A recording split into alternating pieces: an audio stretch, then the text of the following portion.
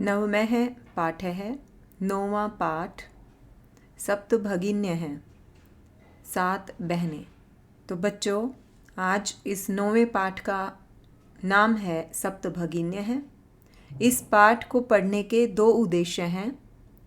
पहला, जो इस नाम से ही हमें पता लगता है, 7 बहनें, इस पाठ की जो विषय वस्तु है वो बहुत ही इंटरेस्टिंग है। इस पाठ की विषय वस्तु से हम आज अपने भारत देश के जो उत्तर पूर्व में 7 राज्य हैं उनके बारे में विशेष जानकारी प्राप्त करने वाले हैं। और दूसरा, इस पाठ को पढ़ने का हमारा उद्देश्य है प्रत्यय जो इस पाठ में आएंगे, प्रत्ययों का जो प्रयोग किया गया है वो हम सीखेंगे। तो पहले इस पाठ को पढ़ते हैं। इस पेज को हम पढ़ेंगे, संस्कृत रीडिंग करेंगे, फिर उसका अर्थ करेंगे। पाठ को पढ़ने से पहले पाठ के विषय में पंक्तियां यहाँ दी गई हैं, उनको पढ़ लेते हैं। सप्तभगिनी यह एक उपनाम है। तो जो पाठ का नाम है सप्तभगिन्य है, यह एक उपनाम है। उपनाम होता है जो दूसरा नाम जो आपका लिया जाता है। जैसे आपका एक नाम है जो स्कूल में आपने सब पुकारते हैं आपको उस नाम से, एक घर में आपका नाम होता है तो वो उसको उपनाम बोलते हैं। तो ऐसे ही जो उत्तर पूर्व के 7 राज्य हैं उनका भी एक नाम उनको दिया गया है, तो वो एक विशेष नाम है, ये कह सकते हैं आप। उपनाम उसको दिया गया, एक दूसरा नाम दिया गया है जो है सप्तभगिनी। उत्तर पूर्व के 7 राज्य विशेष को उक्त उपाधि दी गई है। तो ये सप्तभगिनी नाम किसका है, किसका उपनाम है, ये आपको बताया गया है। उत्तर पूर्व में जो 7 राज्य हैं उनको एक विशेष उपाधि दी गई है, इस तरीके से नाम देकर। इन राज्यों का प्राकृतिक सौंदर्य अत्यंत विलक्षण है। तो इन राज्यों का जो प्रकृति की जो सुंदरता है इन राज्यों में वो बहुत ही अद्भुत है।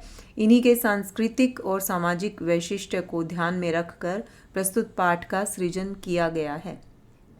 और इन राज्यों में जो संस्कृति है और जो सामाजिक विशेषता है उसको ध्यान में रखकर ये पाठ का निर्माण किया गया है, पाठ की रचना की गई है।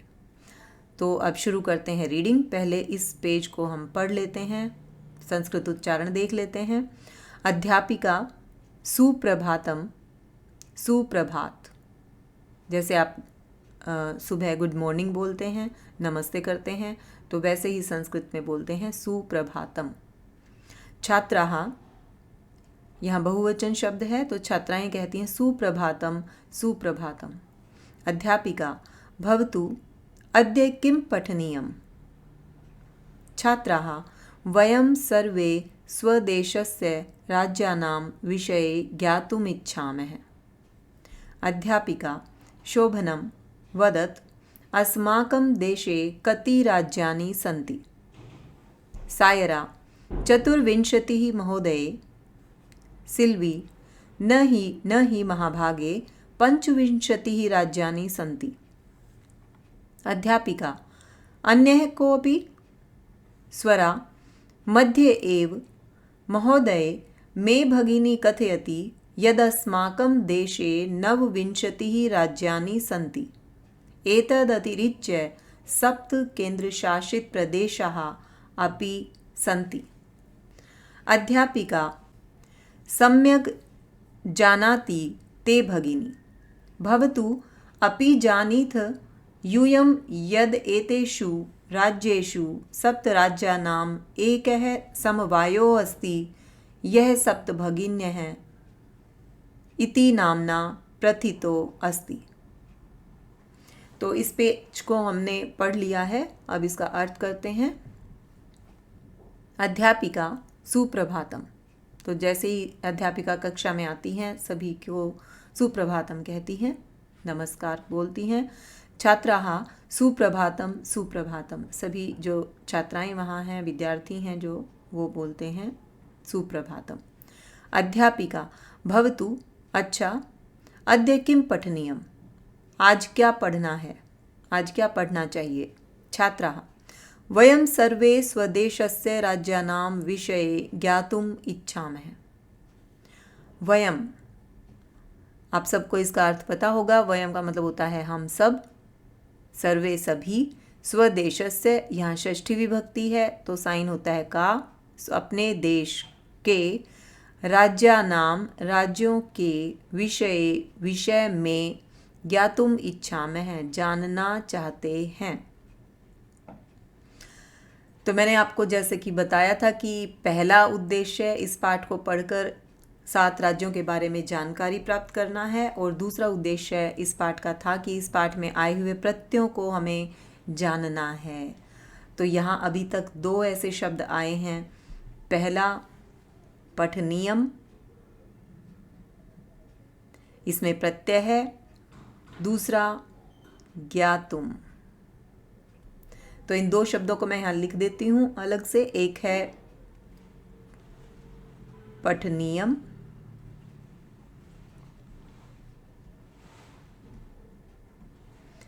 तो पठनीयम, इसमें प्रत्यय लगा हुआ है। पहली बात जो आपको पता होनी चाहिए कि जो प्रत्यय हैं वो धातु के साथ लगते हैं। तो यहाँ धातु क्या है?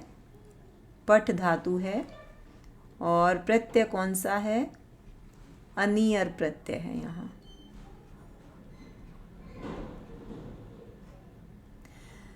और पठनीयम का जो प्रयोग है वो चाहिए अर्थ के लिए होता है। तो पठनीयम, इसका जो अर्थ होगा वो क्या? पढ़ना चाहिए, पढ़ना चाहिए। दूसरा जो प्रयोग हुआ है ज्ञातुम, तो इसको भी लिख लेते हैं।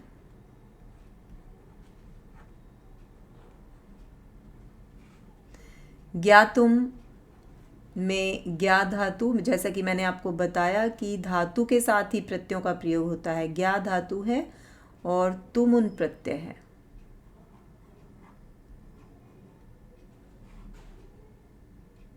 ज्ञा मतलब जानना, और तुमुन इसमें प्रत्यय लगा हुआ है। ज्ञातुम का अर्थ जो है वो होगा जानने के लिए, जानने के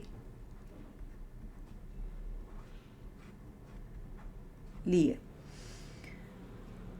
अब आगे देखते हैं, वापस इस पेज पर आ जाइए। अध्यापिका शोभनम, अच्छा, वदत, बोलो, अस्माकं देशे कति राज्यानि सन्ति, हमारे देश में, देशे में सप्तमी विभक्ति है तो साइन होता है में या पर। तो हमारे देश में कति, जो कति शब्द है इसका आपको ध्यान रखना है। कति का मतलब होता है कितने। तो ये एक विशेष शब्द है, इसलिए मैं इस शब्द को यहाँ नोट्स जिधर लिख रहे हैं वहाँ मैं इसको बता रही हूँ। कति का मतलब होता है कितने। तो जब भी आपको कितने शब्द कहना है उसके लिए एक ही संस्कृत शब्द होता है कति, तो इसका ध्यान रखें। तो अस्माकं देशे कति राज्यानि सन्ति, हमारे देश में कितने राज्य हैं। सायरा चतुर्विंशतिः महोदया 24। सिल्वी नहीं नहीं महाभागे, नहीं नहीं महोदया। महाभागे यहाँ पर अध्यापिका के लिए आदर सूचक शब्द है। पंचविंशतिः राज्यानि सन्ति, 25 राज्य हैं। अध्यापिका अन्यः कोऽपि, कोई और, मतलब कोई और बताएगा। स्वरा मध्य एव महोदये, बीच में ही बोलती है महोदये। महोदया मे भगिनी कथयति, मेरी बहन कहती है। यद अस्माकं देशे, कि हमारे देश में 29 राज्यानि सन्ति, 29, 29 राज्य हैं। एतद अतिरिच्य, इनके अतिरिक्त, सप्त केंद्र शासित प्रदेशाः अपि सन्ति, 7 केंद्र शासित प्रदेश भी हैं। अब यहाँ इस वाक्य में आप ध्यान दें, आप यहाँ पर जो शब्द है अपि, ये कैसा शब्द है ये सबको पता होना चाहिए। संति एक वचन है, द्विवचन है या बहुवचन, ये भी सबको पता होना चाहिए। सप्त ये गिनती के लिए शब्द है, 7 के लिए सप्त होता है। अब अध्यापिका कहती हैं सम्यक जानाति ते भगिनी। सम्यक कहते हैं सही को, सही जानती है तुम्हारी बहन। भवतु अच्छा, अपि जानीथ यूयम क्या तुम सब जानते हो, यद एतेषु राज्येषु इन राज्यों में सप्त राज्यानाम एकः समवायो अस्ति, 7 राज्यों का एक समूह है। समवायः का मतलब होता है समूह। यह सप्तभगिन्यः इति नामना प्रथितो अस्ति, जो सप्तभगिन्य इस नाम से प्रसिद्ध है। प्रथितो, इसको जब अलग करेंगे यहाँ से तो ये शब्द बनेगा प्रथितः। प्रथितः का मतलब होता है प्रसिद्ध।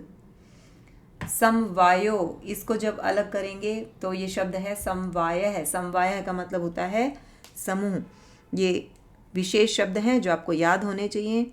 समवायः, यहाँ लिख लेते हैं इसको।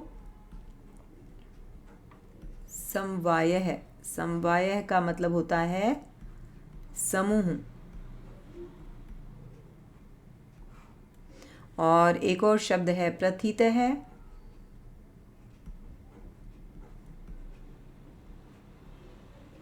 तो प्रथितः का मतलब होता है प्रसिद्ध।